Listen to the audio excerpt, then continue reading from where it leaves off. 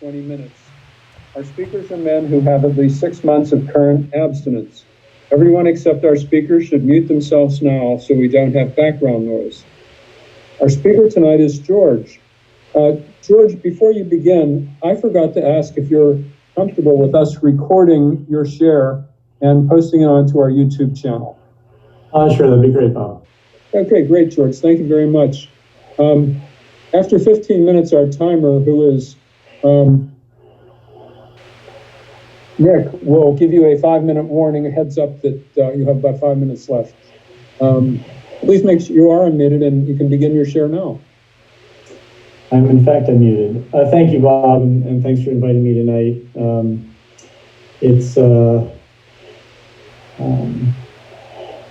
I haven't been to a huge number of Zoom meetings since we started. I was very lucky to be able to get to the Region 7 convention last weekend, and that was really, really great. It's amazing the combination of technology. I mean, when I first came into the rooms 11 years ago now,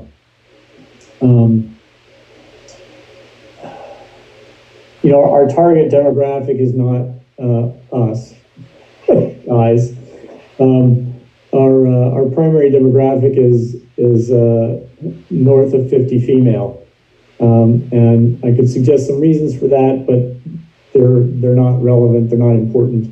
But that demographic isn't exactly embracing technology right and left, and yet the fellowship has managed to do that in the last 9 months, and I find that just downright miraculous. And we went from, gee, are we going to have an assembly in the spring, to, yeah, we're going to do it virtually, to, they had a virtual assembly in the fall, and then completed the convention, like I said, just last weekend. And, the fellowship has made adjustments in terms of how do we deal with the seventh tradition. I spent a certain amount of time as the Region 7 treasurer a few years back trying to encourage groups to make that happen more often than not. And, here, X months later or years later, it's kind of happening on its own. And that's a really great thing. So how did I get into OA? I consider myself really, really lucky. At the same time, I'm also really stubborn. And so I learned about OA from the wife of a friend of mine that I've known since grade school. And as it happens, they now live in the same town where my son is in college. And this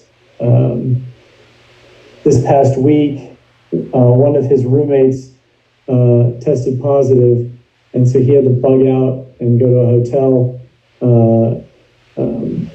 and they were able to help him.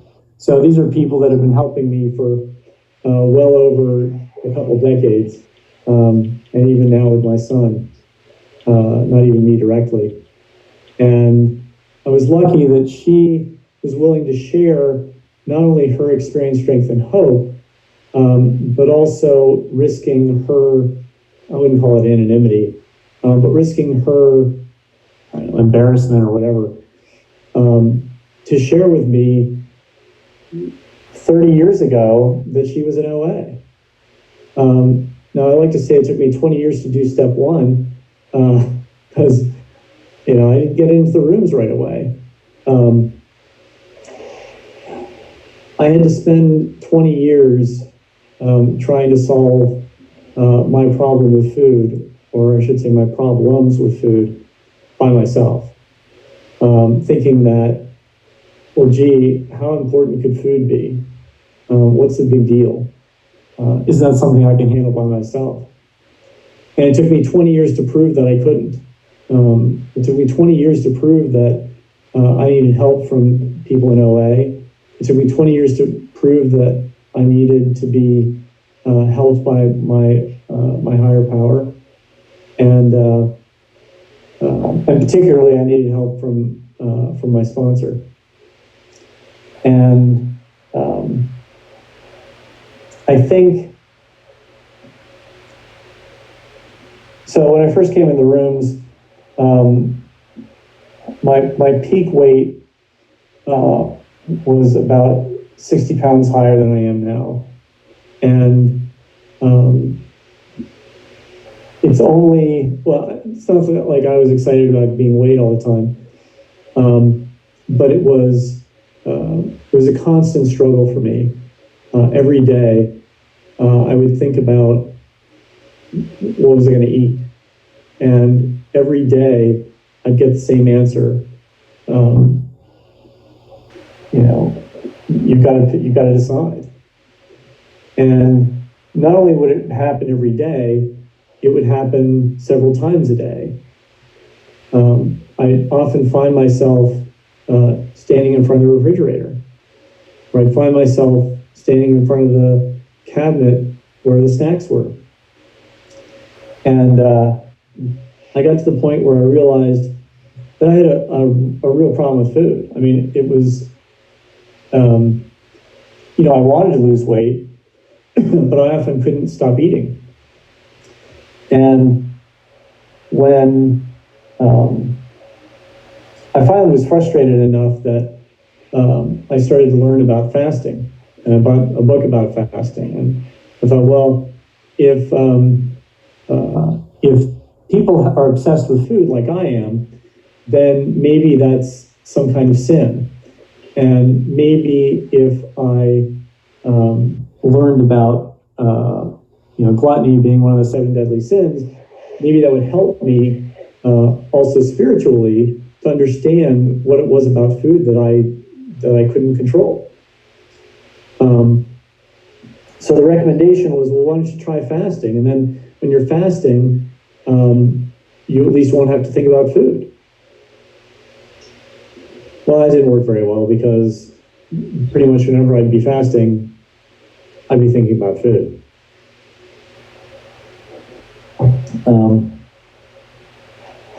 That being said, I was pretty successful at fasting. I used to do about once a week, and it was successful in the sense that I only had headaches once a week when I wasn't eating. It was successful in the sense that I could go 36 hours without eating anything.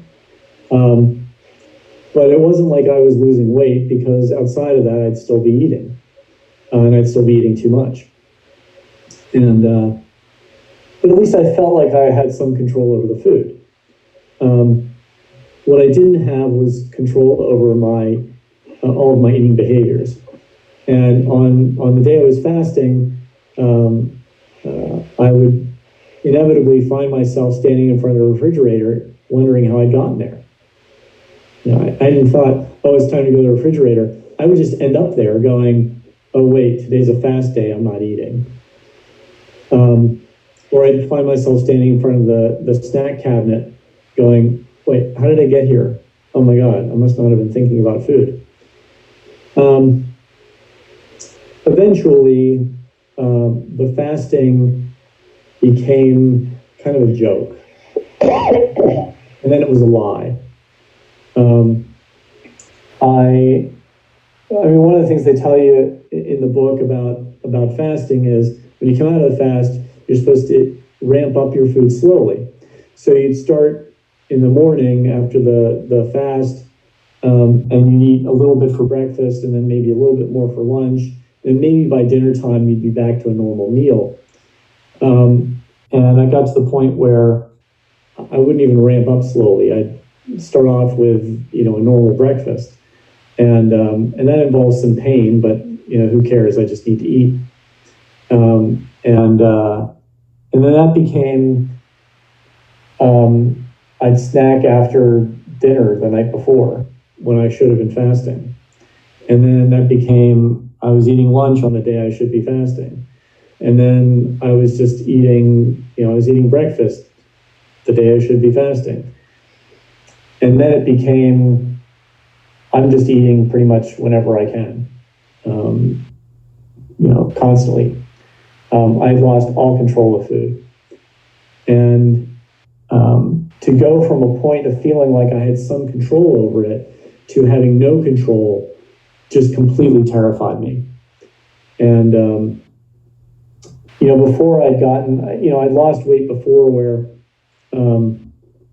I said, well, I'll never weigh more than, X amount again. And, because I was eating uncontrollably, I'd blow through that increment of 10 pounds. And then I get to the next increment. I'd say, well, I'm never going to weigh more than this. Kaboom. I get to the next one. I'm never going to weigh more than this. Kaboom. And when I hit about 3 of those, that's when I went back when I first decided to get into the rooms. And maybe the most discouraging thing about it was the first meeting I tried to get to. I called ahead and said, hey, but I wasn't sure how the anonymity thing worked, and so I didn't communicate very effectively with the woman who answered the phone, and so I think I didn't ask, hey, can I go to the meeting tomorrow? And she didn't tell me that the meeting had moved its location. And so I went to the old meeting location that was listed online, and everybody else at the meeting was in the new location. So the very first meeting I tried to get to wasn't there. And so, dejectedly, I took my list from online that I had carefully printed out so I knew where the meetings would be, and I left it on the front seat of my car. And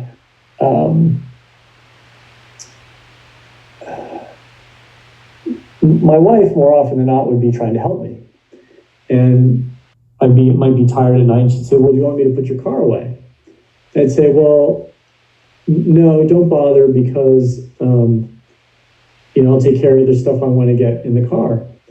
And most of the time when I would say that to her, it was because I didn't want her to see the fast food wrappers that I tried to hide underneath the driver's front seat there. And of course, if she put my car away, she'd see them. Well, this day, she put my car away, and she saw that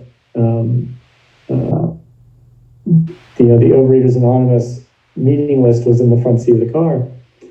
And she comes back into the house, and she says, how come you didn't tell me? And of course, I had nothing to say because I hadn't been to a meeting yet. I had no idea whether it was going to be helpful to me or not. Thankfully, the next day there was another meeting that was available during the day, and my sponsor was at that meeting. There was a woman there who told me, well, she said out loud something that I thought only I ever thought. And it was one of those things that I would never tell people, because I thought that if I were to say it, I'd be struck down by lightning, or it would be incredibly embarrassing, or it was just one of those things you just wouldn't tell people. I could never be that open with anyone. And here she was in a room with 6 or 8 people saying exactly the thought that I thought was unique to me. And it was really at that moment when I realized that I really need to be in this room with these people.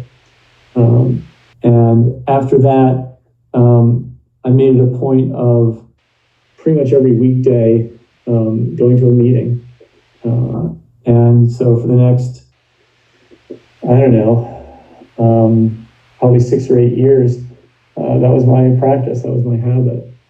And I think it's important, I think what's most important and most helpful about 12-step groups, and this applies, I think, to all of them, is that instead of doing the behaviors we used to do, I used to go get fast food, or I'd go to a convenience store, or all kinds of different activities to try and get food. in ways that would other people wouldn't notice that I was overeating, as if they couldn't tell by how much I weighed that I was compulsively overeating.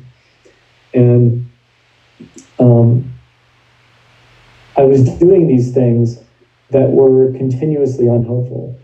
And what OA allowed me to do was replace those behaviors with behaviors that were helpful, that were not just coping, but would actually help me see ways through the problems that I do have, the problems that even now cause me to think, well, maybe food would help that problem. And of course, food doesn't help those problems. And when I was able to make new habits, the old ones... 5 minutes. How many? 5 minutes. Oh, thank you. So the new ones replaced the old habits, which then fell away. And more than that, though, because replacing the habits is something that helped me a lot be able to be abstinent. But it's one thing to be abstinent, but it's another thing to be restored to sanity. And through working the steps with my sponsor, I was able to get serenity back into my life. I'm not sure I ever had serenity in my life before OA, but it certainly helped to have it return in whatever mode that meant. And whether it was saying the serenity prayer, which I had seen before, but hadn't realized how important it would be for me going forward. And now when crazy things happen to me, which they do, because that's what life is, a bunch of crazy things happening,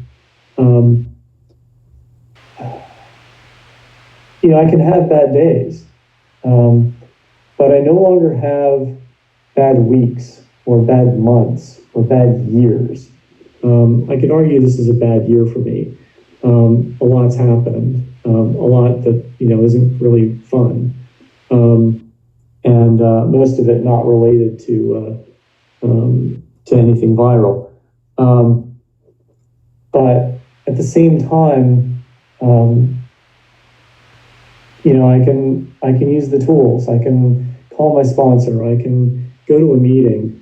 I don't have to eat over all the craziness that's happening. And that I find, for me to be nothing short of miraculous. When I came into the rooms, I really didn't understand that a power greater than myself could restore me to sanity. I didn't understand that my higher power, whom I call God, actually cared about the food I eat and how much food I eat. I didn't think that was possible, let alone likely. And now I understand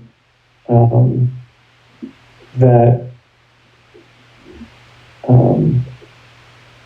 I can have serenity. I can know peace. And the promises really do come true for me and for others. Are there things I'd like to change? Yeah, there's still things I'd like to change. And being in touch with my sponsor more is one of the things I'd like to change. But having said that, I really, at the end of the day, I really can't complain. I can't, because I do have a relationship with my higher power. And OA was really the core of making that happen for me. And with that, I think I'll pass.